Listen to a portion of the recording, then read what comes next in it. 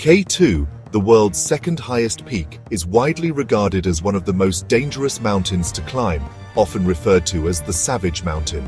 Its reputation for extreme difficulty and high fatality rate stems from a combination of factors, including its steep slopes, unpredictable weather, and technical climbing challenges. Here are some key points that highlight why K2 is considered so treacherous. High fatality rate. For every 4 climbers who attempt to summit K2, 1 dies. This fatality rate is significantly higher than that of Mount Everest, where 1 in every 20 climbers dies. Only a few hundred people have successfully summited K2, while many have died trying. In comparison, thousands have summited Everest, with a much lower death rate. K2 is statistically much more dangerous than Everest, with a significantly higher death rate. Challenges on the descent. A significant number of climbers die on the way down from the summit. About a quarter of those who perish on K2 do so during the descent, a rate much higher than on Everest.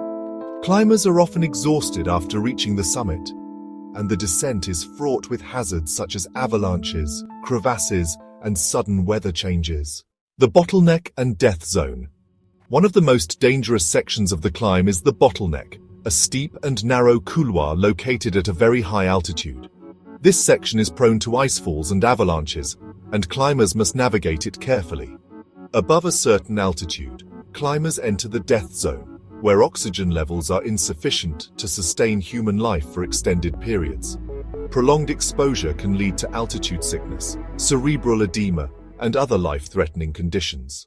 In one of the worst disasters in mountain climbing history, a large number of climbers died over a short period due to a serac collapse and other factors. A particularly deadly year saw many climbers perish, earning it the nickname Black Summer.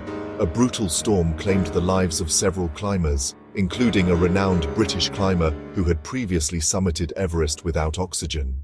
K2's slopes are steeper and more technical than those of Everest, requiring advanced climbing skills and experience. The weather on K2 is notoriously unpredictable, with sudden storms and extreme cold adding to the danger. The psychological pressure of climbing such a dangerous mountain can be overwhelming, with climbers constantly aware of the high stakes. The physical demands of climbing K2 are immense, with climbers facing extreme fatigue, dehydration, and the risk of frostbite. Early attempts to summit K2 highlighted the mountain's dangers, with several climbers losing their lives.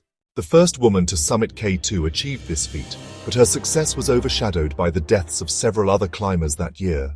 K2's combination of technical challenges, extreme weather, and high altitude makes it one of the most dangerous mountains in the world. The high fatality rate, particularly during the descent, underscores the mountain's unforgiving nature.